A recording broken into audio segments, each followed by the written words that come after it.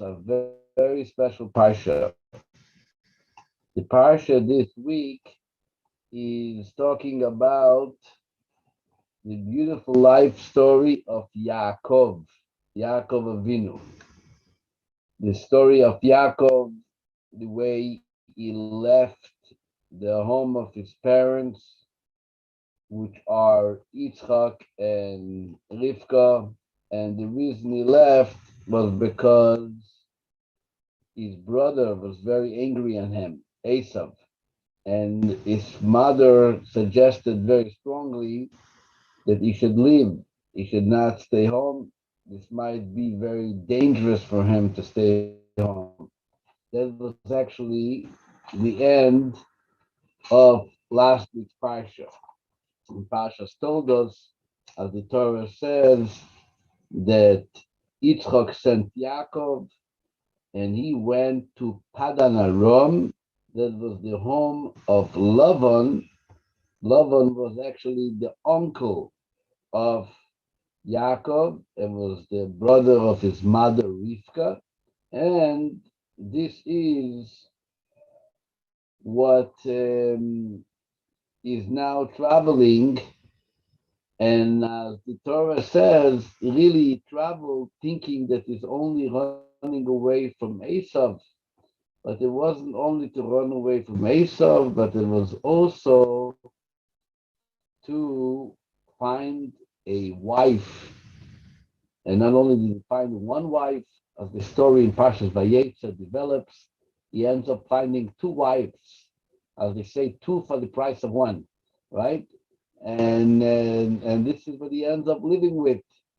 And with this woman, which he married in Haran, is this big parsha describing the beautiful story of building that family and the names that each of those matriarchs gave to the children and the reasons behind this name. So why would they name in those very special names?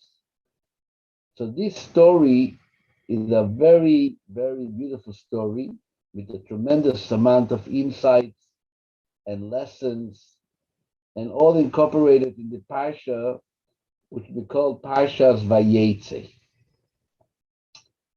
So I want to start something from the middle of the Parsha and then go back to the beginning of the Parsha, which will also lead us to the end of the Parsha and bring us all together.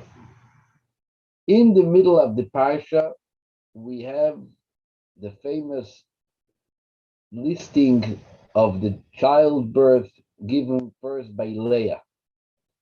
The Torah tells us that Hashem saw that Leah is very much disliked.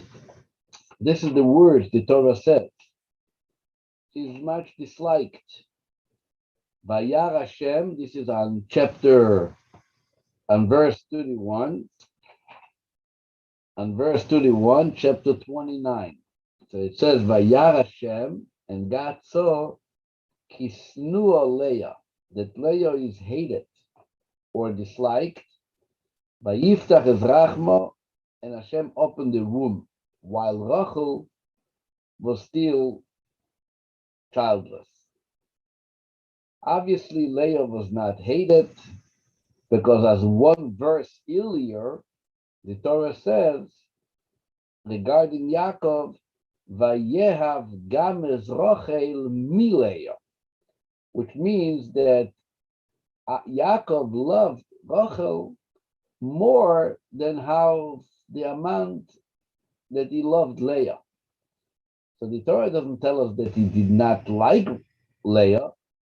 He for sure liked her, he loved her, but nevertheless, the love to Rachel was stronger than the love to Leah. That's why it says, Vayehav games Rachel mileah, that Rachel was more beloved than Leah.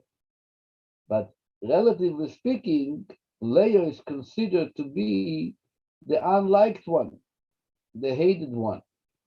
So this is what Torah tells us on verse 31, that once Hashem saw it, Hashem decided to help Leah to bring children to her husband Yaakov. First child is born, and she says, "Wow, Hashem had really saw my pain. Now that I have given a child, my husband is going to love me much more." And in Hebrew, she says, Reuven. See, it's a son. Reuven means see, it's a son, which as the verse literally is being understood, she's thanking God that he made himself, so to speak, in a way, he made himself that she should see him, or he saw her, right? Vayar Hashem, Hashem saw that she was disliked. So the word Re'u relates to what Leah understands is God, is what God saw. Ben means a son in Hebrew. So Reuven is a name which represents seeing my pain and helping me conceive a child. A beautiful name. Who gave the name? Sometimes we have discussions, husbands and wives. He wants to give the name. He wants to give the name. Everybody thinks that they deserve to give the name. Everybody wants to be the name, in charge of the name. So here we see clearly that there wasn't a big issue. The Torah tells us clearly it was the mother, Leah, who actually gave the name for the first child. And then, didn't take long, without any family planning, traditional Jewish observant family, Yaakov and Leah, probably not too much later, the Torah says, again, she's pregnant, and she gives birth to yet another child. And when the second child is born, she says, not only did God see my pain, but God also heard my pain. He listened to what I am going through. So now she uses the same content of naming the children by saying, Kishoma Hashem Kisnu Anoichi. That Hashem had heard and had listened to the fact that I am disliked by my husband. And the word for hearing and listening in Hebrew is called Shim'ah or Shomea. So what does she name this child? Shimon. Shimon, or Simon in English, is a word which relates and carries the content of hearing and listening. Then comes a third child. And the Torah continues on verse 44. Vatar oid vatelet bein. And Leah now conceives again, she becomes pregnant, and gives birth to yet a third child. This third child she names Levi. Why Levi? There is no coincidence. Why Levi? Rather, the Torah says that now that she had 3 children, but when she says, Ato apam ilave ishi elai. The word levaya in Hebrew means escorting or keeping company, accompanying. It's called levaya. So therefore, Leah decided now, the third son, to call that child with the name Levi, saying that all much that my husband was busy with the baby still now, and he was busy with other good things, but now that I have 3 children, my husband's going to have to follow me. I don't have more than 2 hands. 2 hands with 3 children doesn't equal. Barely does 2 hands equal with 2 children. How much more so that you only have 2 hands and you have to take care for 3 kids. Obviously, she's going to constantly need your husband's support.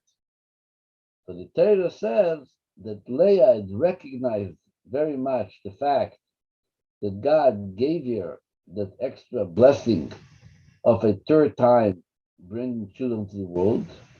But you can't expect that this third child is going to be taken care all by myself, all by Leah. So that's what the Torah says, that she named them Levi, Apam Yilove Ishi Eli. My husband is going to escort me, my husband is going to keep me company, because in me he knows that we have more than one and more than two children. But here comes the interesting one. The fourth child is being born. Says the Torah in verse 35. Vatar oid vatelet bein. She conceived again and gave birth to a child. This is now child number 4, born by Leah. Vatoimer, and now that she gave birth to the child, before naming him, she made a statement. What was the statement? Vatoimer, and she said, Apam oide es asher. Now I am to thank God. Al ken kol shmo Yehuda. That's why I should name him Yehuda. And literally, the name Yehuda has to do with offering thanks.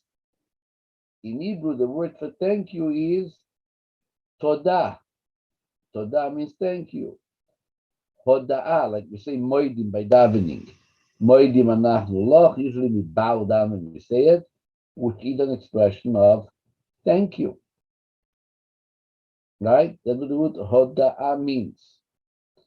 So your son at that time, he already kind of partially made up with his parents, and he was obviously a deer at the wedding and dancing away and celebrating and having a good time. But being that the child is it's a fourth child to her, so she names this child Yehuda. Yehuda means thank you. What does Yehuda mean? Thank you. What is she thanking for? Rashi says she's thanking because she now had received an extra portion more than what she has deserved. What is it, the extra portion more than she had deserved? But the explanation is very simple. She knew, as the commentary is saying, that she knew that she's going to have, that her husband was destined to have 12 children. And between the 12 children has to be shared between 4 women, because it is Rachel who has to give birth, Leah has to give birth, Bila has to give birth, and Zilpah has to give birth. This is the maids. So now if we're going to equally split the children, each one is getting how many? Each one is getting 4. No, each one is getting 3. Very good. So now that she's getting actually the 4th child, even though she really should have been only getting 3. Now that she's getting the 4th child, the Torah says, aha, came you, Leah, and said, Apam oides Hashem. Now I truly have to thank God, a special expression of thanksgiving for the fact that she got more than what she had deserved. In other words, in her mind, she's not expecting to get everything. She knows there are 4 women, so there are 12 kids are meant to be born. So in her mind, it makes sense. Between 4 women, 12 children, each and every one gets 3. And when you get 3, that creates a equal partnership and an equal distribution of children for Rachel, for Leah, for Bila, for Zilpah. Let everybody have 3 and call it a day. She actually had a 4th. And because of that 4th, she decided to name this child the extra one. The extra one. right? And this is Oidor. The Talmud makes a very interesting statement. The Talmud says that the first person who actually expressed thanks is Leah. T. Leah, we did not hear the word thank you. Leah was the one who introduced the whole idea of thank you. Very, very, very powerful. Leah, T. Leah, there was Adam, there was Abraham, there was Isaac, Abraham, Yitzchak, and Yaakov. And yet, who is the first person who actually says thank you? Is Leah. Is Leah.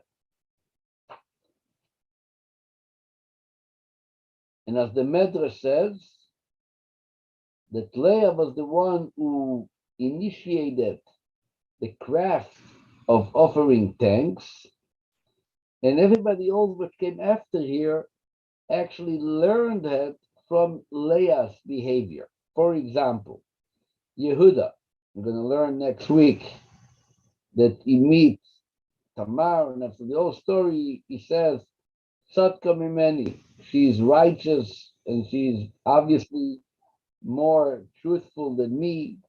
He admits to what happened, that and the admissions of the Medrash comes from the ability of Haidoah, of recognizing, acknowledging, and saying thank you. David Amelech says what? Thank you. He keeps on saying the famous reading that we have every week, Shabbat morning. Hodu la Hashem ki tov ki leolam chadom. Right? He's thanking Hashem. David HaMelech keeps on thanking Hashem. And as I said, as the Gemara says, until Leah, there was no such concept of saying thank you. What does it mean there was no concept of saying thank you? Why didn't anybody think that he deserves, that he doesn't need to say thank you? What made him think that he doesn't have to say thank you? So our commentary tells very simple. That until Yaakov, everything that the person was given by God, he took kind of for granted. What did he took for granted? He said, okay, if that's what I get, that's what I'm being owed. This is what they owe. This is what we owe, people, society, for example, owes me, and that's it. Leah came and said, no, you don't owe me anything. Whatever I have is more than I really, really expect. That was the life of Leah. So that's why this Leah, who was originally the woman who was not completely liked by Yaakov, even though he did like it, as the Torah says, but not as not the same amount, and not with the same intensifying commitment the way it was between Yaakov and Rachel, right? Says the Torah that still, till Leah, every time a person got something, the response was, I'm getting what I deserve. I'm getting what is being owed to me. I'm getting what is really ultimately mine. Says the Torah, this all happened until Leah. Leah was the first one that in the entire being, as a husband to as a wife to Yaakov, and as a mother of children, she was the first one who realized that she needs to say thank you. She was the one. She was the first one, which means, in other words, she was the first one who created a switch in the minds of people. The minds of people until Leah was that maybe I deserve.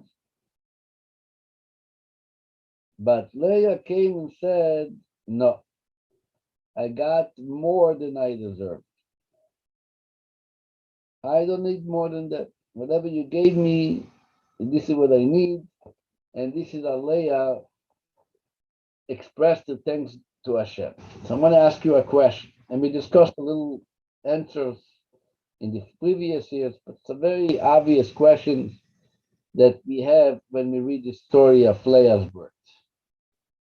The question is, what is the response from God to Leah's prayers? It seems that God responded to Leah, responded to Leah. What did he respond to here? She wanted to have children, and he gave her the ability to have children. She prayed and she asked for something, and I'm sure every asking comes with a little commitment. So she did it too, and the response was, "We can be together, but let's not waste our time." If the response was that she's going to get what she needs to get, and she got 4 children. But what happens after she says thank you? That's it. No more children. The womb became locked again. Why? Why? I'm actually opening up. If you're able to open your computer, I would like to hear an answer from you, even though it's an answer that you heard previously or you learned somewhere. Share it. The question is, why is it that Leah's womb stops producing children only after she says thank you? Wouldn't it make more sense that when you say thank you, you are getting blessed even more and stronger and higher and greater?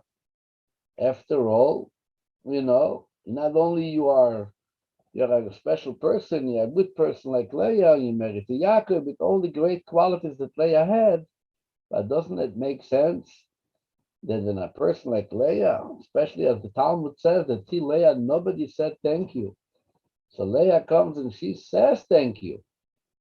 So as a respondent to thank you, she stops to have children. I would have assumed that as a response to the thank you either, she starts to have even more children, not less. But Rabbi, Yeah. when you receive something from somebody else, let's say a drink or a plate of food, you say thank you, and the host stops giving what you're giving because you've said thank you, I've gotten what I deserve. Thank you. It's almost like stop. It's almost a request for a stop. Thank you. You gave me what I needed. This usually would work in a drink or food, as we mentioned, because the person can only eat a certain amount and can only drink a certain amount. And obviously, the nice way to say I had enough and don't serve me anymore is by saying thank you. And that makes a clear statement. She had one extra child, so she was saying thank you because then she was given more than others. The other wives would have less children because she was having more, so she was saying thank you.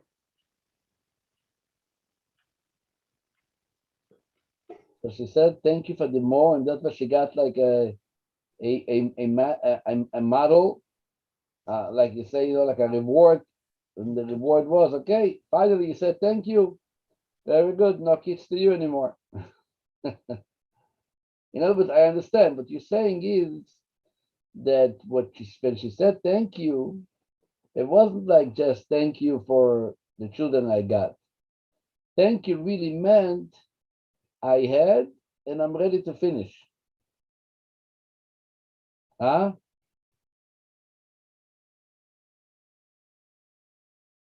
Okay, I don't hear. Somebody, I guess, took control on the mute.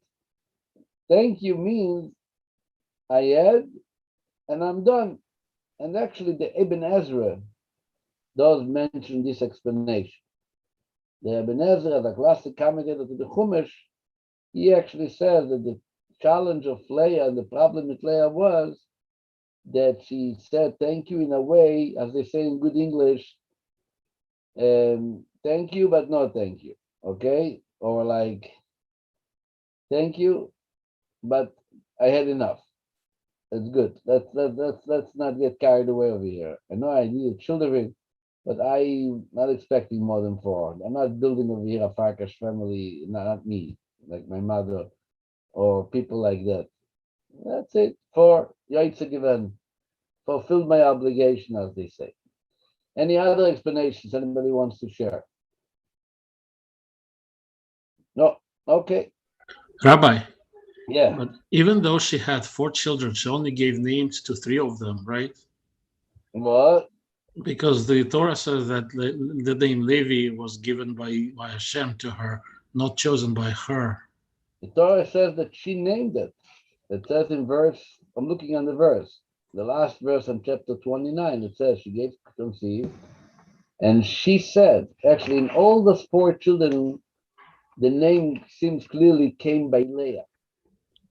By child number one, she says, Shama Hashem, Hashem saw my pain. This is in verse 32. And when it comes to the second son, again, she said, Hashem listened to my pain, and she named him Levi. The third child, she said, now my husband's going to follow me, and the name is Levi. Comes to the fourth child, it says the same language. And she said, now it's time to thank Hashem, and that's why she named him Yehuda. So in all those cases, it's the woman, the mother, who says it, who recognizes it, whatever she wants to recognize and acknowledge, and that's how she associated the name with, which is very beautiful. To go and figure out a name which relates to some life event, situation that somehow is going to be remembered by your child. It's all great. But what is with this ending of having children? Just because you say thank you?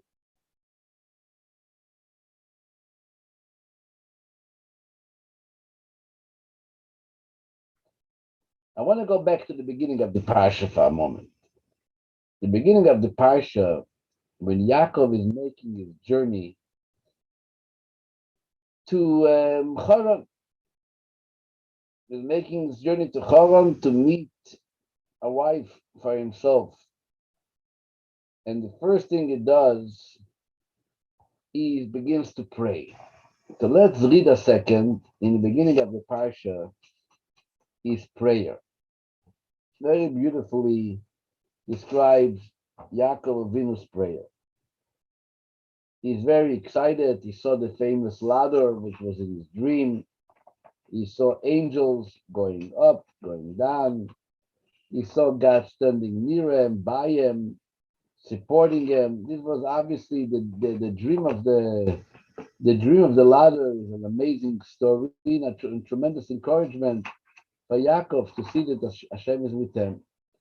He gets up from the dream and he makes a vow, kind of, and he also offers a korban, a sacrifice, and he's what's it called? He's saying certain things about the place, and then he starts praying. And what does he say? On verse 20, Vayidar Yaakov neder leimer, and Yaakov had promised with no conditions. If God is going to be with me, Ushmorani baderech hazeh asher anochi oilech, and is going to guard me on this journey that I am traveling.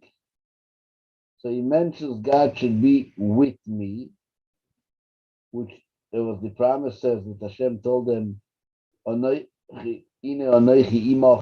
I am with you.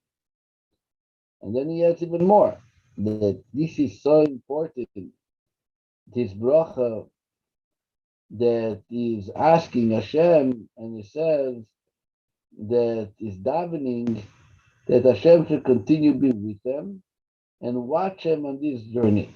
But then he says four very beautiful words, five words. Listen to what he says.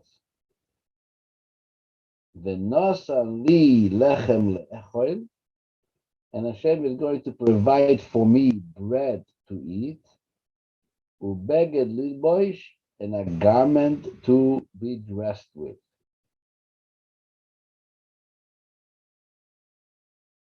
He's asking for bread. He's asking for clothes.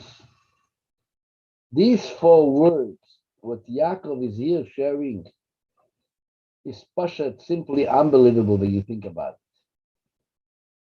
He's able to express in tefillah, in prayer, the way Yaakov knew how to pray, and he knew everything that is needed to so-called to have a successful praying.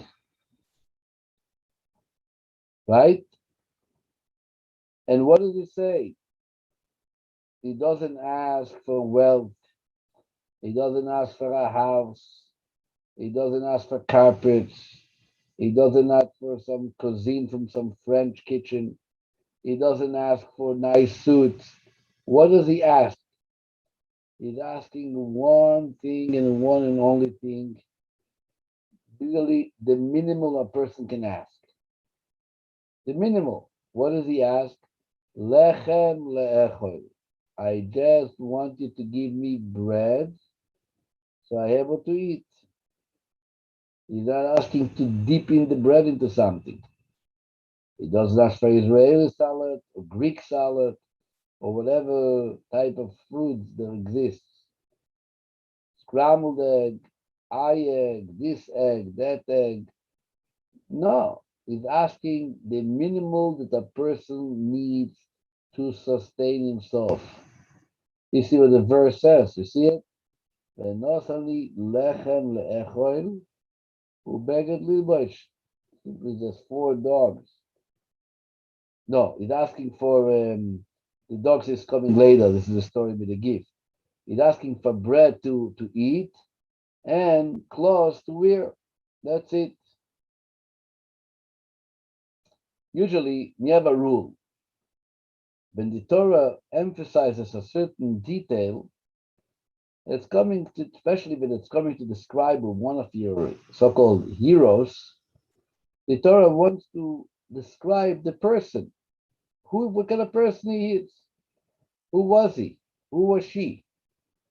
When the Torah uses and shares with us the story of Yaakov's prayer, the Torah, by saying and specifically mentioning what was that he asked in his prayers, teaches us one of the most important principles about one of the so-called founding fathers of our nation. If a person is going to get married, is going to be thrown into the mix of life, so to speak, and is going to need a lot. The Torah says, make sure that you realize what you really need. What do you really need? And what is perhaps secondary, unnecessary? What you really need, Yaakov, what do you really need? You really need bread to eat and a garment to wear. This is the minimal what you really need. And I'm reading for you a very beautiful insight of one of the early commentators over 1,000 years of the Chumash, called Rabbeinu Bechayai. Rabbeinu Bechayai writes on this verse, and I'm reading for you from his words. He says, when Yaakov goes to Haran, walking all by himself, no father, no mother, no brother, no children, no sister, nobody is there with him. He's walking all by himself. And he asks the bread to eat. Says Rabbeinu Bechayai, and when I read and translate just two of the lines in his book, Zois she'elas atzadikim me'eis Hashem. This is the request which tzaddikim, which righteous people are requesting from God. Lo yishalu ala moisrois. They do not request for anything extra, anything which might be considered supplementary. Is not what they ask for. Rak adovo oichrechi bilvat. They ask from God only for that minimal which is an absolute necessary. She'i efshar le'odom she'ichye bilodoi. This is the kind of thing that no person, no human being, can live without them. Enjoy life, for sure, but not pursuing a life which is completely preoccupied with trying to make a living. More and to earn more and to get more, and who knows, all these ideas which we are being constantly introduced by the civilized world. It's a big nebach. It's a big unfortunate situation that I know. I'm sure everybody knows some people who could have really lived a peaceful life, a happy life, peaceful, blessed. Thank God Hashem helped them. But this crazy urge to see and make more and to find more and to achieve more, and just not because they want to give more tzedakah, that's because there's this desire which is to make more and more and more and become more successful and even greater in the names of others. Doesn't get you anywhere. Just you add to your own life anxiousness. You add to your own life some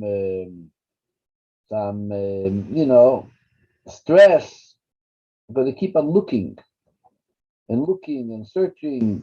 What else don't I have? Or what else does somebody else has that I don't have? My friends, the Torah tells us Yaakov comes and is about to embrace Choron, and he has a lot to care for and to worry about. Says Yaakov, as long as I should be able to realize that the only thing I need is bread to eat and a garment to wear. This is what the Rabbi Mordechai says is the source of his happiness. And this is what he says is called the She'elos HaTzadikim. This is the way righteous people are turning to God to ask for what they need. That's it. Does it make sense?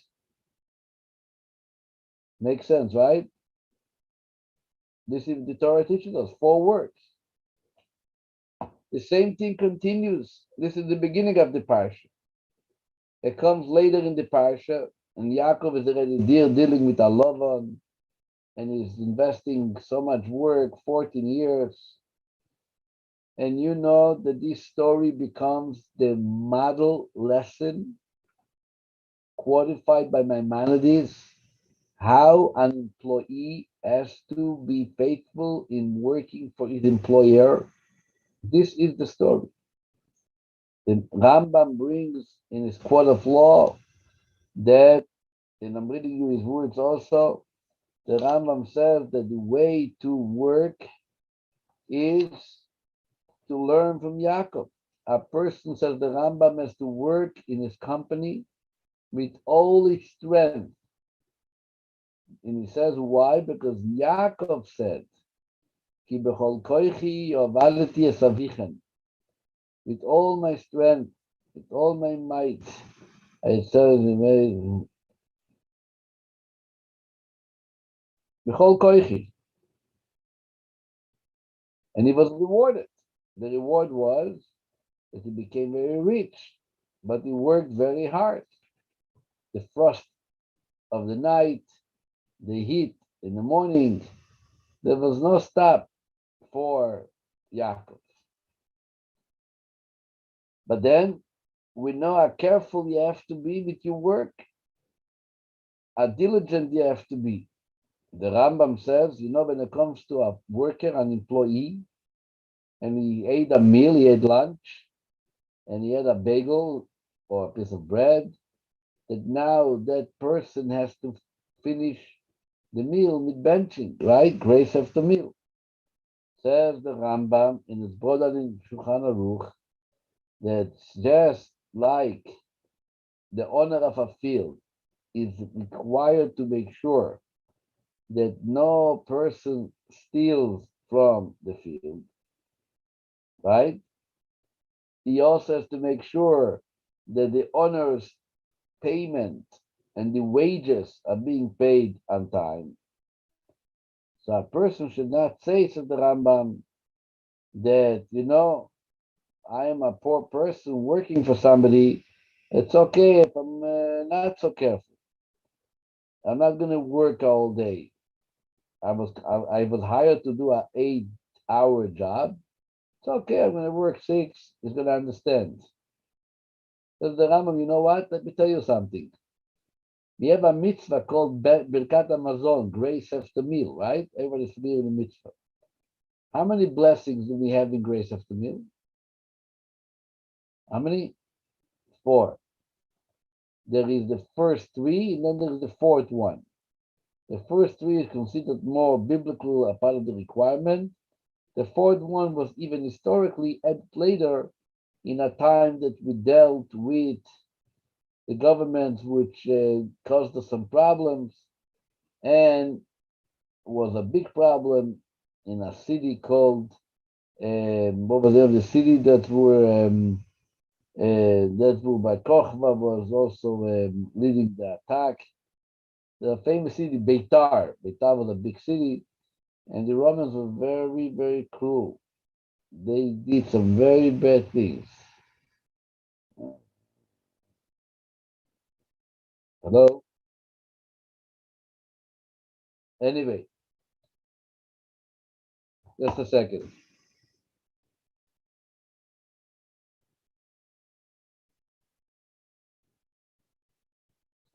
Yeah. So the Rambam said when it comes to when an employee, when a worker eats and he needs to bench, so there's the 3 blessings and there's the 4th blessing. The 4th blessing was added later. It was added in the original benching. Says the Rambam that these 4 blessings shall not be recited by a worker. Why? It takes too long. And if it's not originally required, then you shouldn't say it. It takes too long. Imagine you take off a part of benching because it takes too long. And it's going to waste the time of his employment. So you're going to bench less.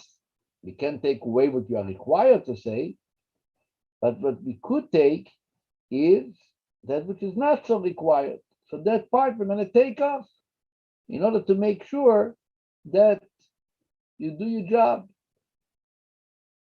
Another halacha. The halacha is regarding a teacher. It says that a teacher, says the Rambam, has to be careful. It says Shulchan Aruch should not be up at night late. And he should not fast. Sometimes a teacher says, I want to fast as a way of doing tshuva, whatever ideas he wants to inspire. He gets inspired to stay away from food or from sleep. Said the Shulchan Aruch, no, I'm sorry. You have a job. And your job is to teach children. And if your job is to teach, and being up late at night or not eating properly will prevent you from doing your job properly, therefore you don't do it. And if you look in the source of the Rambam, which is in the Jerusalem Talmud, it's not only talking about teachers, but rather this is a general rule regarding all types of employees,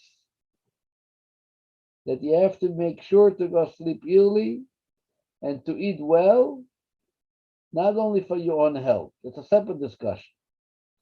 You have to go sleep early and sleep well and eat well, so you should be able to give it your best when it comes to employment, when it comes to work. Like Yaakov.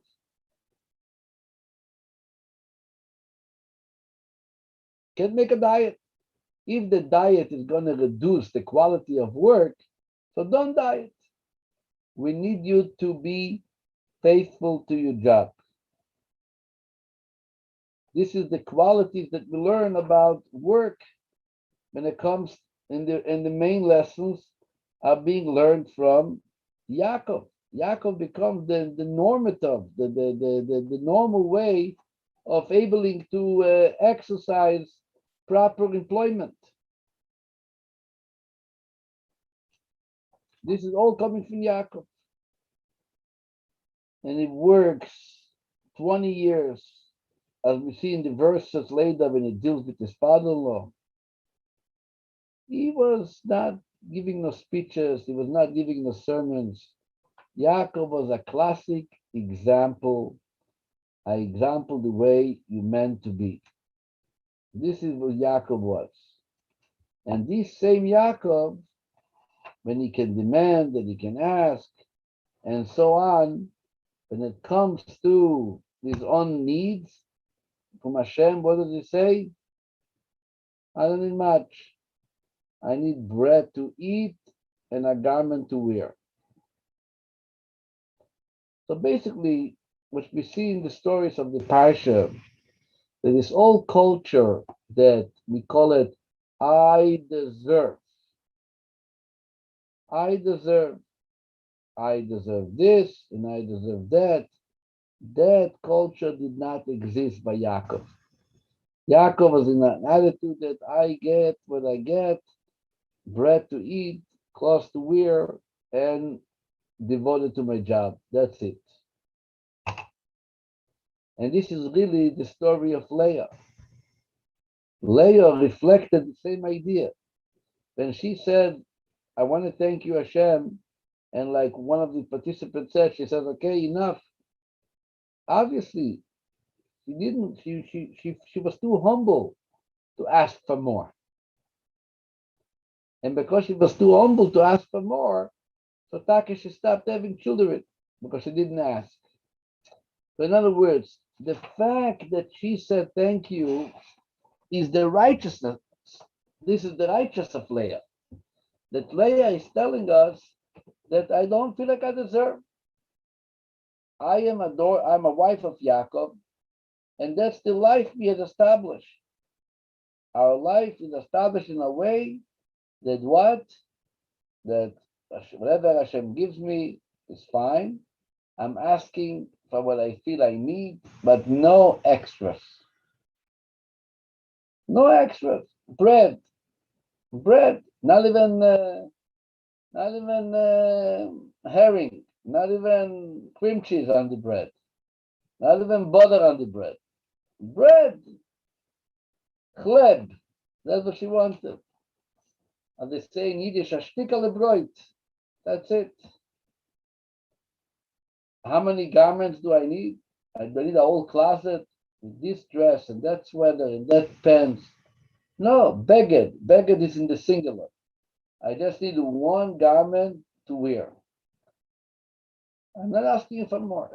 I'm not asking for more. What's going to happen Shabbos? You have to get on, a nice or something for Shabbos. So the story is told that when the Alter Rebbe, Reb Shneur Zalman, was in jail, he also, when he came out, he says, I did not lack nothing while being in jail. I had everything I needed.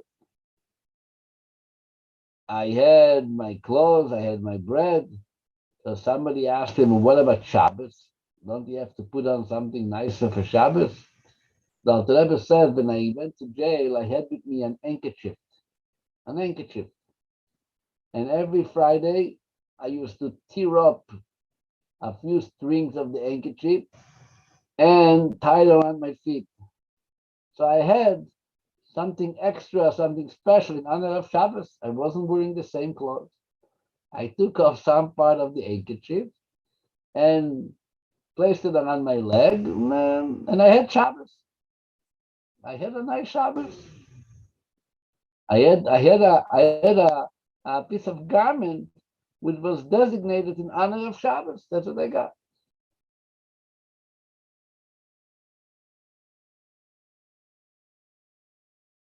This is the story of Leah. The story of Leah is really the story of Yaakov. Just like Yaakov says, he gave me enough, and I'm not asking for more. Leah is doing the same thing. You gave me even more than you have to give me. Really, thank you. I don't deserve it. Thank you, and I don't deserve it. But ultimately, Hashem doesn't want us to be completely in that attitude. Meaning, the attitude is a very good attitude. It will help us deal with a lot of the challenges and the hype of life. But there is something philosophically wrong with that attitude. And that's what commentators tell us. The Ibn Ezra mentions that. The attitude of telling Hashem, thank you enough, is good for the person himself.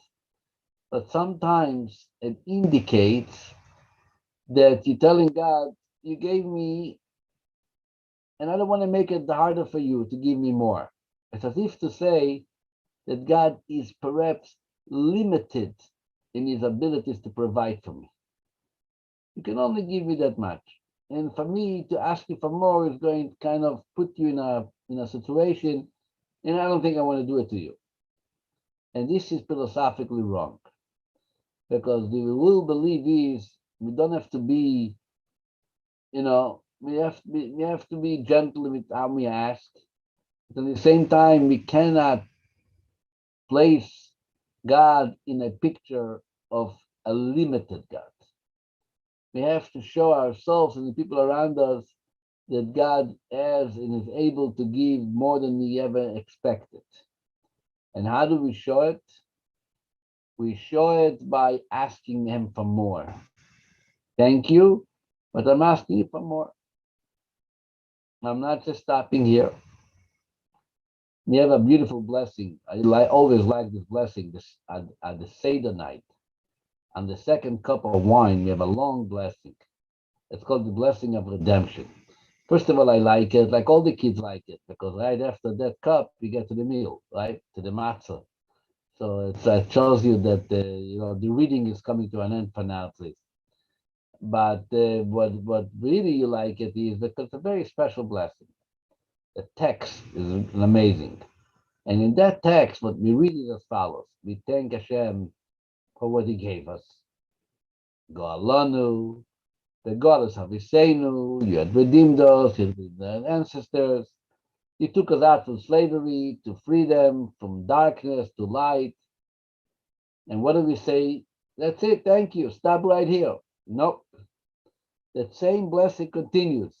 Kein yagienu Hashem lemoyadim acherim. Now that you gave us, and we are so happy with what you gave us, we are asking you make sure to give us even more holidays and even more opportunities to say thank you. This is kind of a statement that we are not just looking on Hashem, He gave us, and Nebuch, He did His job. He gave us, and He gave us, and He can still give us more because He's an infinite God. He's an unlimited God. He has no boundaries. He can give us and continue giving us, no problem. And this is really the core of what happened to Leah. As some commentators say, she was kind of punished by the way she said thank you. She said thank you without asking for more. Saying thank you without asking for more questions your philosophical understanding and appreciation to how much God can give her. Don't give Hashem, all kinds of calculations, how He should provide for you. and our master should provide for you. Let him do what he wants to do, what he feels he needs to do. Stop going around into it's called cheshbonos. You're making all kinds of calculation, mathematical calculation. This, I got more. I got 4. I could have got 3.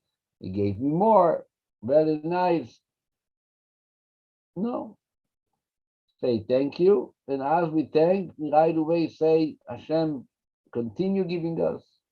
You should be able to say more thank you. And it's okay to walk around the whole day and say thank you. Nothing is wrong.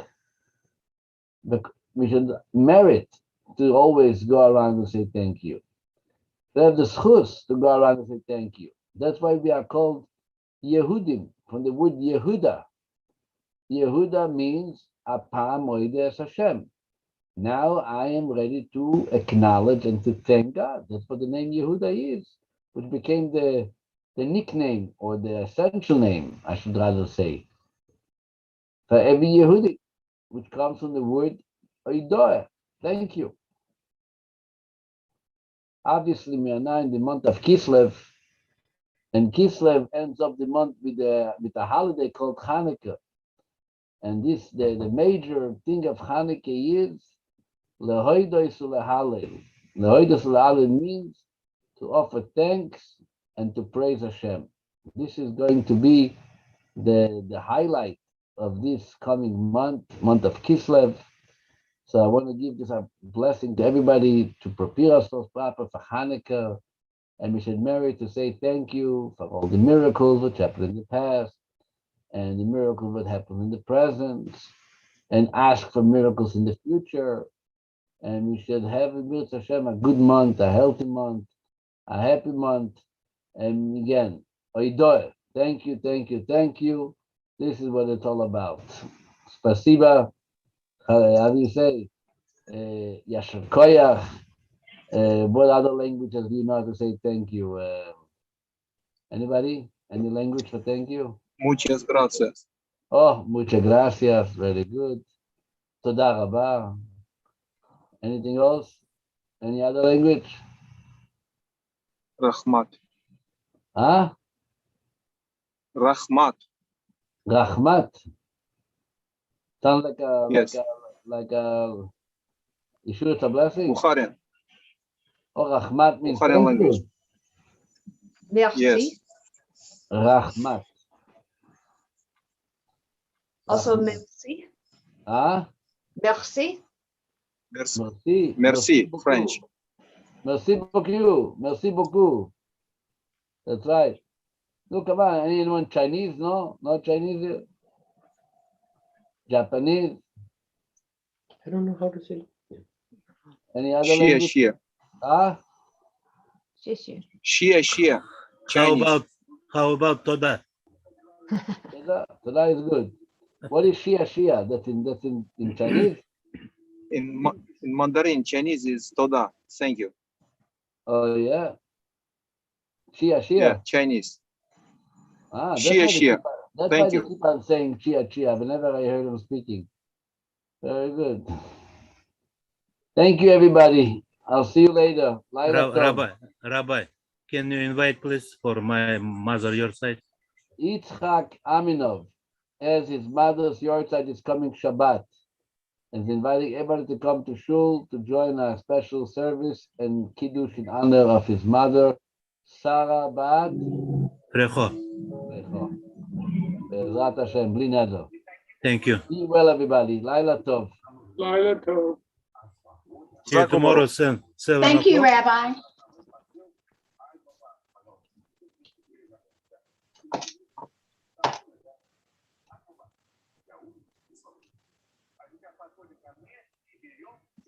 Всего хорошего. Привет, как дела? Нормально. Завтра 7:15, да? Как обычно, да. Должен в 7:15 пройти. Вам нужно Да, кадиш сказать? До завтра, ага. Прехо, Бадрахель, Все, робот Фрехо. Сарабат Фрехо. Я Сколько лет постараюсь. уже? 16 будет. 16 лет? Да. Сколько лет ей 2005. было? 80. 80? Да. Где она умерла? В Нью-Йорке. В Нью-Йорке? Да. Там похоронили в Окей. Нью-Йорке? Да. See you tomorrow. Спасибо.